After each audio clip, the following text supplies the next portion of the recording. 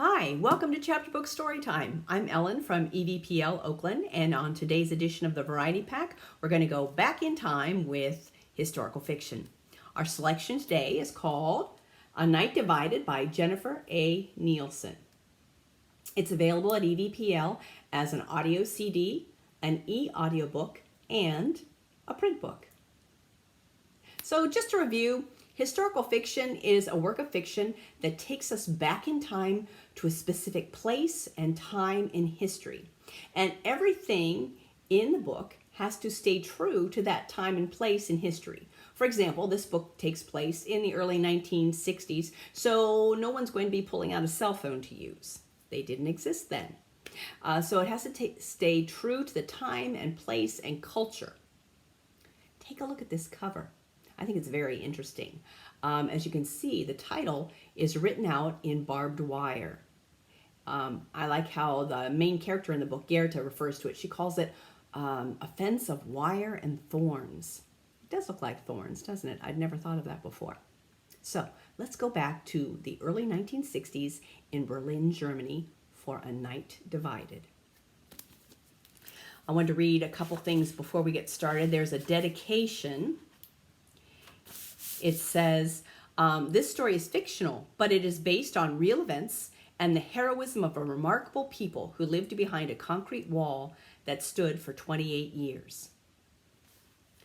And then the dedication is for Ilona, who made it out, and for all those who didn't. So the characters may be fictional, 𝐴 and her family. They are fictional, but they are based on real events and real people who lived at that time. So, A Night Divided.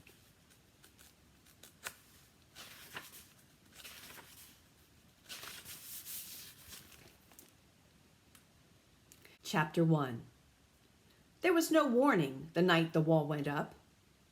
I awoke to sirens screaming throughout my city of East Berlin. Instantly, I flew from my bed. Something must be terribly wrong. Why were there so many?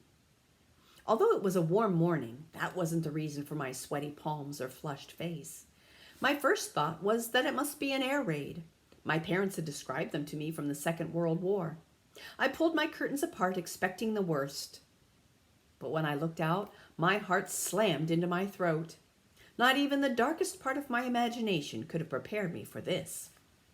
It was Sunday, August 13th, 1961, a day I would remember for the rest of my life, when a prison had been built around us as we slept.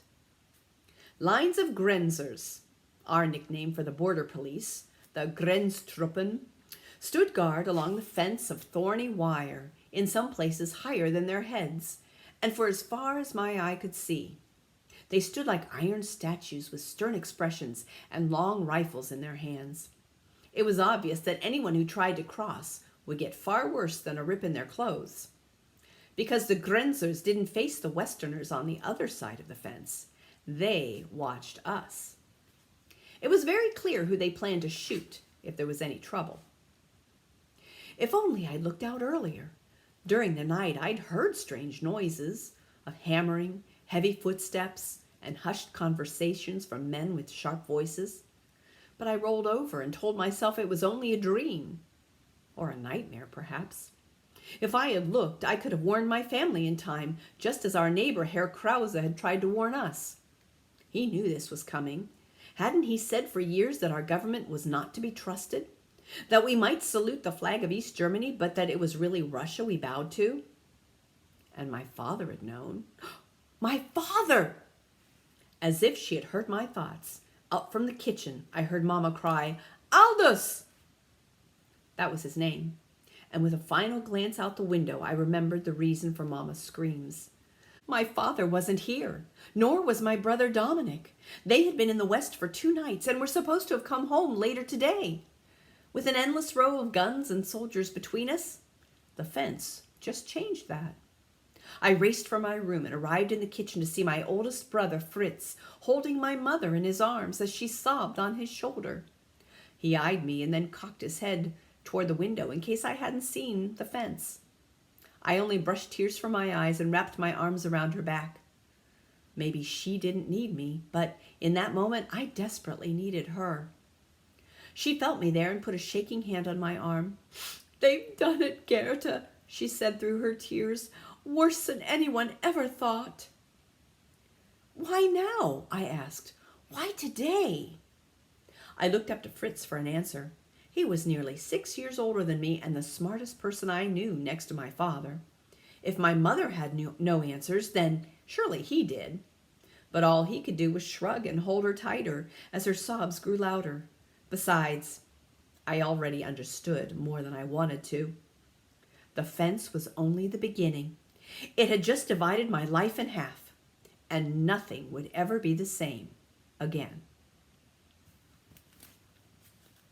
Chapter 2. I had known something bad was coming ever since the knock on our door Friday evening, 2 days before the fence.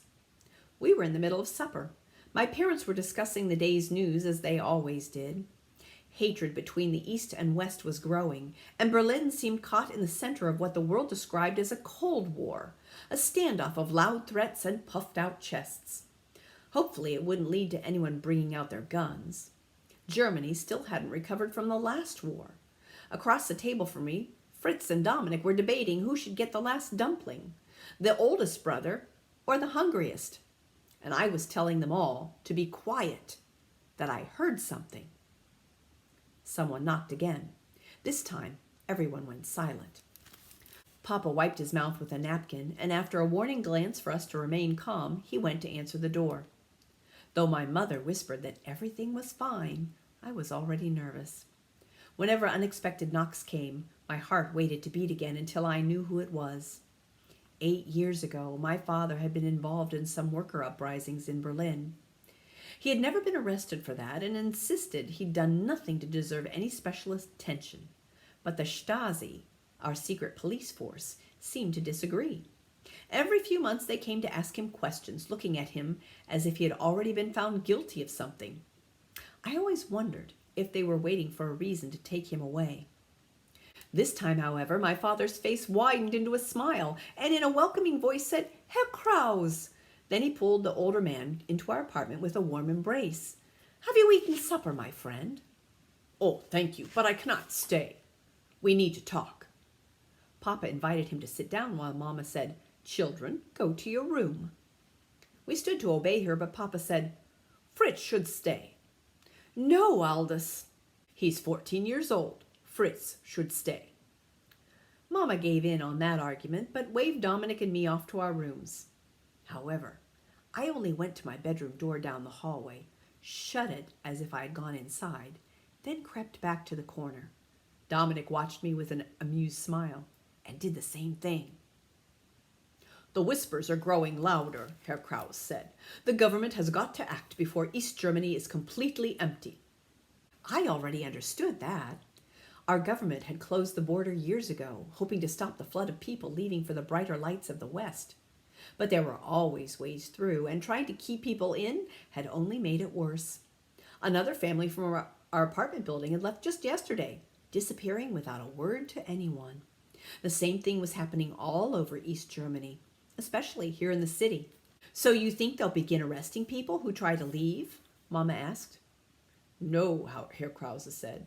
"I think it'll be worse than that. Your family must get to the West while you still can."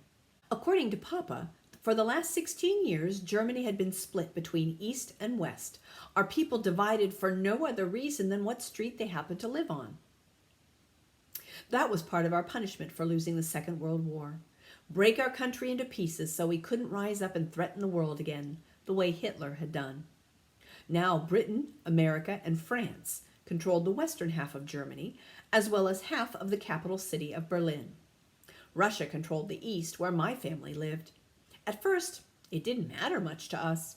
Most people shopped, worked, or visited just as we always had, and crossing the border wasn't much more difficult than crossing the street. But Russia's promises of a better life under communism weren't happening. As the West repaired its war damages, ours remained like unhealed scars. Their shops were full, and ours constantly faced shortages. They were growing stronger, while we leaned on Russia like a crutch, pretending to be every bit as strong. People had noticed the widening gap between our countries. As more East Berliners left each week, those of us who remained whispered in dark corners about, what if we left too? I heard them. I watched as neighbors and friends made their plans to go. My father was one of the ones who whispered. Our family would have gone west months ago if Mama had let us. She was just as stubborn as he was, I supposed. They argued about it all the time, in whispers, of course. Berlin was a symphony of whispers. But this was our home, and Mama couldn't imagine leaving any more than she could think about ceasing to be German. Choose to go now, Herr Krause said, or soon you will have no choice. You want us to leave the life we built here? Mama asked. My widowed mother lives just outside the city. She needs my help. Should I leave her too? Would she ask you to stay here? Herr Krause asked, where it is dangerous to speak, to act, or to even think? It is only dangerous because you fill my husband's head with ideas he should not have. Then Mama lowered her voice. This was not the kind of conversation she wanted our neighbors to hear, at least not neighbors who might report us to the Stasi. She turned her attention to Papa. Besides, our children are in school, and you have a secure job. They have schools in the West, Papa told her. We can find a new home and a new job. Then Herr Krause has a suggestion. What if Aldous goes west for a night or two? He can find you a new apartment and ask about jobs. Papa's voice brightened. I could leave tonight and be back on Sunday. We don't have to decide anything for sure until I come back. Mama was silent for a moment. Then she said, Bring one of the children with you, so the employers know you have a family to support. I'll go, Fritz offered. I knew he would. Last week, Fritz told me he wanted to buy some of the West's magazines and come back here to sell them to his friends. You need to help your mother with the packing, and Gerta's too young, Papa said. I'll take Dominic. Dominic came around the corner now, smiling as if he had just won some sort of prize. I glared at him, but the truth was, I thought he had won a prize too. Why couldn't Papa bring me instead? I asked Papa that very question when he tucked me into bed that night. He smiled and pulled the blankets up to my chin. It's going to be difficult getting across the border in the darkness, he said. Dominic and I will find the way, then return and show it to you in only a few more nights. But what if you never come back? His eyes became sad, though the smile remained. I must come back because nobody else knows our bedtime song. He got to his feet and started dancing to my favorite song, The Farmer in March, which described all the chores a farmer must do to get his crops ready. They have much to do in the home and the garden, he sang as he began pantomiming the words. They dig and they rake and they sing a song.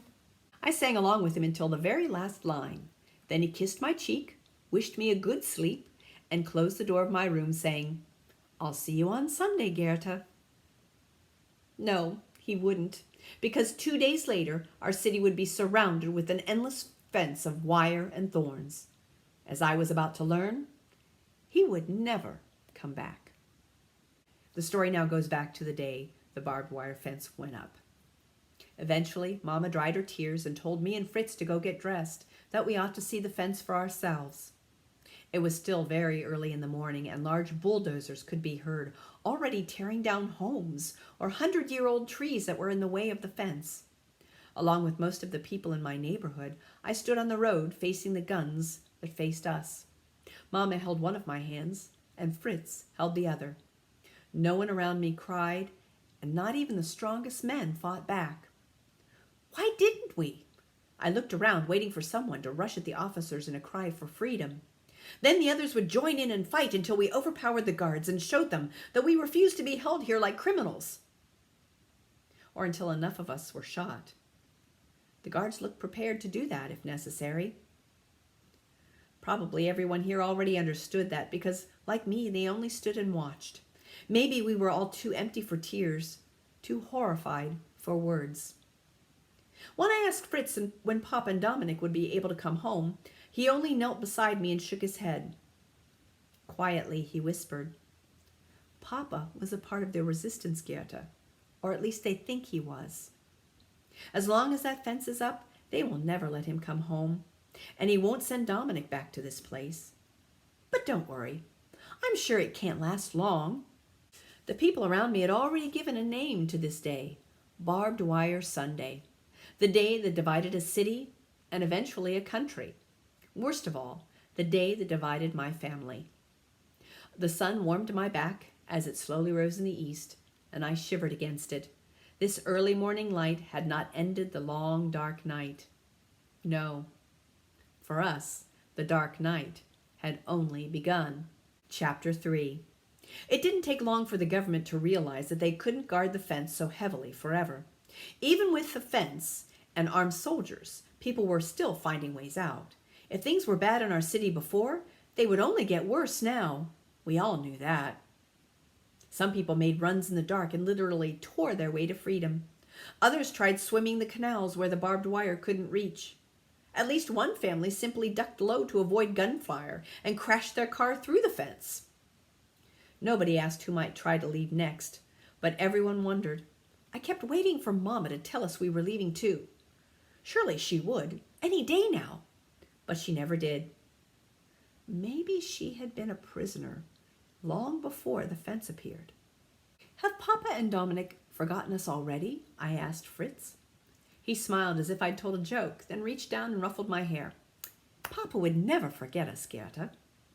I kept staring, though every time I saw a face that almost was my father, my heart broke a little more.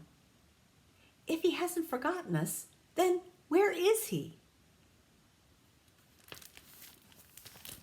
The fence began to be replaced with a concrete wall that was taller, thicker, and stronger. Sharp edges of broken glass were cemented into the top to prevent anyone from climbing over it, and watchtowers were built so fewer officers could guard larger areas. With one stacked block of concrete over another, our prison slowly became a fortress. And all we did was watch it happen. With each brick, my hopes faded until nothing was left. If there had ever been a chance of Dominic and my father returning, then the wall took that too. My school teacher taught us a new song that thanked our leaders for building a wall to keep the fascists out. I muted my glares and only mouthed the words when my teacher was looking. I couldn't bear to sing the lies. Chapter 4. Mama once said that the most wonderful thing about being younger is our ability to make things normal. That whatever life does to us, no matter how strange, it isn't long before insanity seems ordinary, as if upside down is the way things should be. That didn't make sense to me at first, but over the next 4 years after the wall went up, I saw it happen more and more. Most children barely noticed the wall any longer. They played hoops beneath the eyes of the armed border guards in their watchtowers, rolled marbles in the shade of the wall, and learned to do as they were told without asking questions. I was 12 years old now, and the older I got, the more separate I felt from the other kids my age, because I always noticed the wall. Always. Over the past 4 years, I had learned to read the guards high up in the watchtowers and know when they were looking and when they had turned away. I knew when and where the guards did their patrols along the borders and where they didn't often go. And more than anything, I knew that nothing happening to us was normal. The only one who really understood that was Fritz, who said it was because I had Papa's blood in me. Not a single morning had passed in the last 4 years when I didn't think of my father and the courage he would expect from me. So it's been 4 years since Goethe has seen Papa or Dominic. She's just about given up hope, but that's about to change. My walk to school passed very close to the wall, or as close as we were allowed to get anyway. I usually made the walk alongside my only real friend, Anna, who was as timid and shy as I was bold and outspoken. Where I had blonde hair, round eyes, and an athletic body, Anna had darker hair, eyes that nearly disappeared when she smiled, and a thin frame that looked as if she needed to be fed. She worked very hard to stay out of trouble, which made her an ideal friend for me. Unfortunately, my ability to avoid trouble was less skilled. I probably wasn't the perfect friend for her. "Goethe, stop staring at the wall," Anna whispered to me. "Do you think the soldiers won't notice?" I think it's too cold for them to bother with me, I said. They watch the university students and the men whose families are on the other side. They don't watch 12-year-old girls on their way to school. Oh, yes, they do, Anna insisted. Turn away, please. Look at anything else. At what? I gestured around me. There's nothing else to see. With all this gray around us, it's hard to remember that we live in a world of color. But because I knew it bothered Anna, I stopped looking, and she and I fell into a conversation about the latest hair fashions. It was the sort of conversation two ordinary girls might have on a perfectly ordinary day, even if one of those girls had her mind on something else entirely, as I almost always did. I became so distracted by my thoughts, in fact, that I barely noticed when Anna stopped talking. I probably wouldn't have realized she'd stopped walking either if she had not spoken my name. Gerda, look! I stopped and turned back to her. To my surprise, Anna stood directly facing the wall. Gerda, is that your brother? Several meters away across the large scar of land that had become forbidden territory, a boy stood alone on the platform behind the wall in West Berlin. I usually tried to ignore the Westerners on those platforms because they made me feel like an exhibit in the zoo. I didn't want their looks of pity or sadness, or especially the occasional homesick expression to return to this lesser half of the city. But the boy on the platform seemed to be staring directly at me, and I squinted to see him better. It had been 4 years since I had seen Dominic, and he would be 14 now. Mama kept a picture of him in the front room, and I mentally compared that with the boy now facing me. His face had lengthened and narrowed, but the hair peeking out from his knitted cap seemed about the right color. I would know him if I saw his eyes, but that was impossible from this distance. Still, there was something in his posture, the way he held one shoulder higher than the other. Dominic used to do that. I remembered because my mother always reminded him to stand up straight. It had been a long time since my smile had stretched so wide. That's him, I smiled. That's my brother.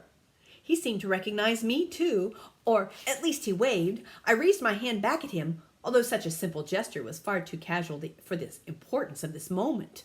For almost 4 years, neither of us had heard a word about the other, and all we could do now was wave in silence. Does something over there interest you? I turned to see a border guard standing right behind Anna and me, close enough that I could see the stitching of his black gloves. He was shorter than average, with white blonde hair shaved so close to his head that he almost looked bald. He was several years older than Fritz, but there were a lot of patches on his uniform, so I gathered he was more than a low-level officer. His name, stitched onto the uniform, was Müller, and he stared down as if frightening me entertained him. Müller had come up so quietly that neither of us had heard him, but I should have known. Grenzers often patrol this area. Of course, my wave to Dominic would have caught one's attention. Beside me, Anna had turned to stone, or at least something like it. She wasn't moving, and possibly wasn't breathing either. Not me. I wanted to look up into as far as his eyes and stare him in the face and tell him there was no crime in looking across the wall. More than anything, I wanted to show him that I wasn't afraid. Except that I was. Müller's rifle hung around his shoulder directly in front of me, and he had one hand on the stock. Maybe it was only my imagination, but I could have sworn that the rifle smelled of blood, as if he had used it on someone before. He lifted it over his head and moved his other hand to the trigger. I asked you a question, Müller said. Who were you waving at? I turned back, but Dominic had disappeared by then. So I lowered my eyes, and I said to the officer, It was nobody, sir. You'd better remember that the next time someone over there waves at you. He let the cold metal barrel brush against my cheek, and then ran it beneath my chin and pushed my head up to face him. Because those who get too curious about the other side sometimes get a taste of my bullets. Verstehst du? Do you understand? I stared into his blue eyes and tried not to let any hatred show in mine. Yes, I whispered. I understand exactly who you are. Then move along. Don't let me catch you stopping here again. I whispered another thanks to him, which almost immediately began to eat at my sense of justice. Then I grabbed Anna's arm. As terrified as I had been, she seemed worse. Her skin was deathly pale, and she leaned hard against me as we walked away. When Officer Müller was out of sight, Anna released a gasp of air and said to me, "Promise me you'll never stop there again, no matter who you see on the other side. Promise me, 𝐴 𝑁𝑖𝑔ℎ𝑡." Though her reddened eyes begged me to agree with her, I couldn't. Maybe I could promise to be more careful next time I stopped. But that was all. I didn't tell her that. She'd have launched into a fit of hysterics, which would have brought on Müller's attentions again. So I clutched her arm tighter as we continued to walk. My heart was pounding, just as hers surely was, but for an entirely different reason. All I could think was that after 4 long years, I had finally seen my brother. And I hoped it wasn't for the last time. It wasn't. The next day, on the way to school, 𝐴 𝑁𝑖𝑔ℎ𝑡 sees Dominic again. And Dominic has somebody with him. As we approached the same area where I had seen Dominic yesterday, I looked around for any border police. At least for now, the street was empty. Then I turned toward the platform on the west, but nobody was there. Still, I shuffled my feet and walked slower, just in case. Anna seemed to know what I was doing and grabbed my arm. "Please don't, 𝐴 𝑁𝑖𝑔ℎ𝑡. He won't come back after seeing you get into trouble yesterday." Maybe not, but I still had to hope. "Help me keep an eye out for the guards and we won't get in trouble," I said. Anna huffed, but she began looking around. We couldn't walk as slowly as I wanted. Other students were on our heels trying to get to school before this cold rain turned to snow. I kept my head down except for the occasional peek to my right. There was nothing, then nothing again, and then just before we passed by, Dominic's blonde head rose into sight again. I stopped, but I didn't wave. Anna gasped and told me not to look. I ignored that and replied, "He's my brother. I'll bet Officer Müller has family on the other side, too. You can't split a city in half and not divide everyone in some way." Dom didn't wave this time. Instead, he motioned at someone below him to come up. I barely breathed as I anticipated who it must be. My father. His head rose higher with every step up the platform ladder. He wore glasses now, and his light brown hair seemed thinner. It seemed odd to finally see him, looking much as I remembered him. Yet it had been so long, I felt I scarcely knew him anymore. He waved only once and wiped a tear from his eyes with the back of his hand. I think I needed to see that, to know he missed me as desperately as I missed him. But then he did something I didn't expect. He danced. Not the formal dances the adults knew, but the silly dance he used to do for me all those years ago, the one from The Farmer in March. He started by pantomiming the farmer's wife telling the maids to get back to work.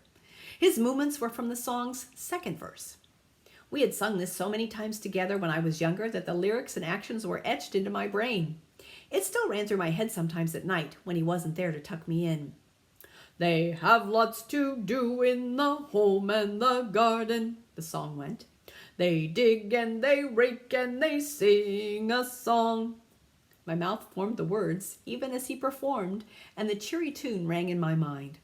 With that second line, my father pretended to hold a shovel and dig. But when he should have moved to the rake, he only continued the digging motions, looking up at me very deliberately. And then he made a silly bow, just as he had when we used to do the song together years earlier. I smiled and acted out an applause, just as I used to do. Then he motioned that I should leave and keep on walking. I nodded obediently, faced forward again, and then Anna and I walked away.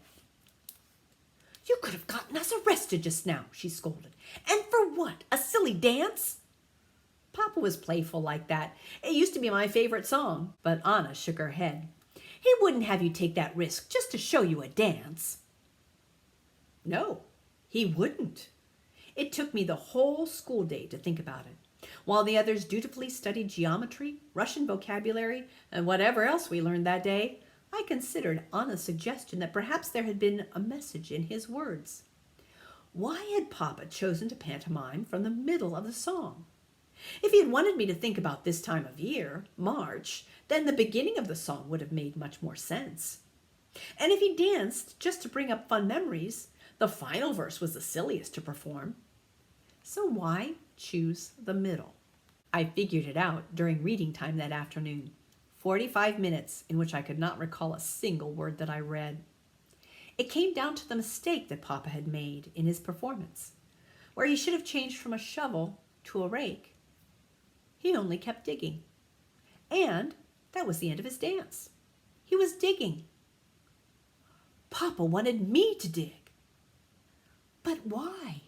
That day after school, Gerda goes to the basement of her apartment building and finds the shovel that Mama used to use for gardening. So she's got the shovel, she can dig. She just needs to know why and where. The answer comes a few days later at school. Nearing the end of group time, we were discussing the causes of America's Great Depression when Anna silently slipped a folded paper into my hand.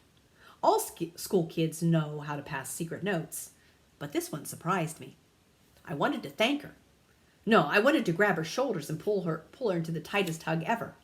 But I didn't do either. Instead, I slipped the note between the pages of my folder and began counting the minutes till school ended. Once we were dismissed, I quickly found a quiet spot under a tree, and only then did I dare to unfold the paper. At first, what I saw made no sense. It was just a pencil drawing of an old building. Square and made entirely of brick, there were 2 long windows in the front, but with no glass in them, except for jagged pieces in the corners. An old chimney ran up the side of the building, but the bricks were shaded darker, suggesting it was an addition to the original place. There were 3 ground-level window openings, too, but no door, so I might have been looking at the back of the building. That frustrated me. As hard as it would be to find any building in East Berlin, it would be nearly impossible to see the backs of them without wandering from yard to yard. Anna couldn't draw a circle, much less a building, so I knew this hadn't come from her. But there was no letter, no artist's signature, no explanation of why I should have received it. Anna walked past me a minute later. I stuffed the picture into my folder and then caught up to her. "Nothing's changed," she said. "Please go away." I will in a minute. Just tell me about that picture." "I don't know anything about it." "Please, Anna, then I'll leave." She stopped, and I saw tears in her eyes. She looked around us, and then, in a voice so low I barely heard it, said, "We have family in West Berlin. They sent us a letter.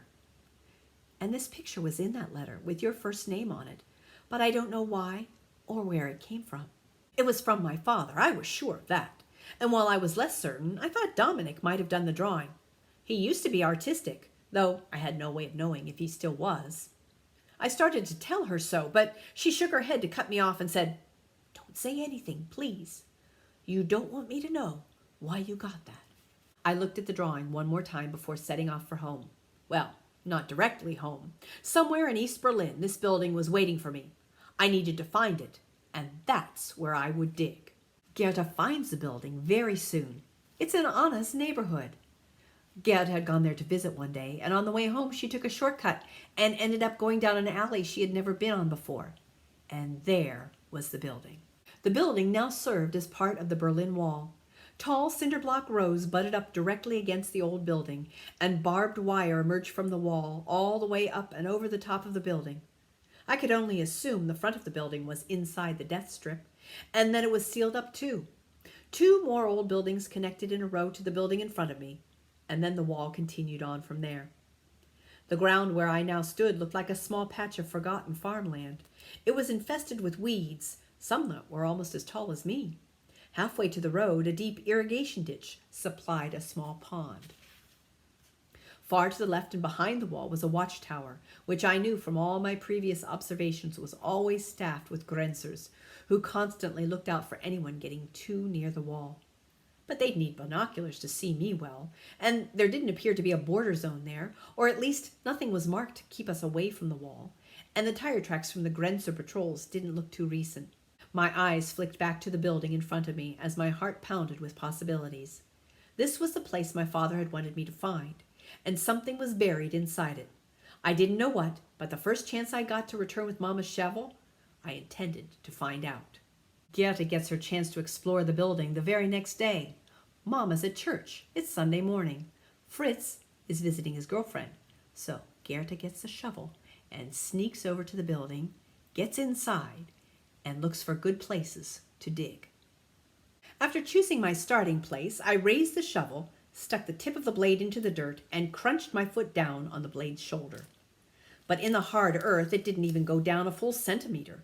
I tried again, pushing harder, and even jumped on it, using all my weight to force the blade into the ground.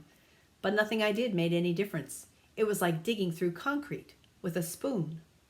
I moved the shovel to a different spot and tried again, but still with no success. The same thing happened in another corner. It was quickly becoming obvious that my father hadn't buried a single thing in this basement, not unless he had done it 30 years ago, because I was convinced this hard ground hadn't been disturbed for at least that long. I tried in still another place, right in the center of the room. This time my blade stuck something metal. It rattled enough that I quickly fell to my knees to quiet the echoing vibrations. I dropped the shovel and ran my fingers along the ground, feeling for the edges of the metal. Whatever it was, it lay nearly at the surface with only a thick layer of dust to cover it.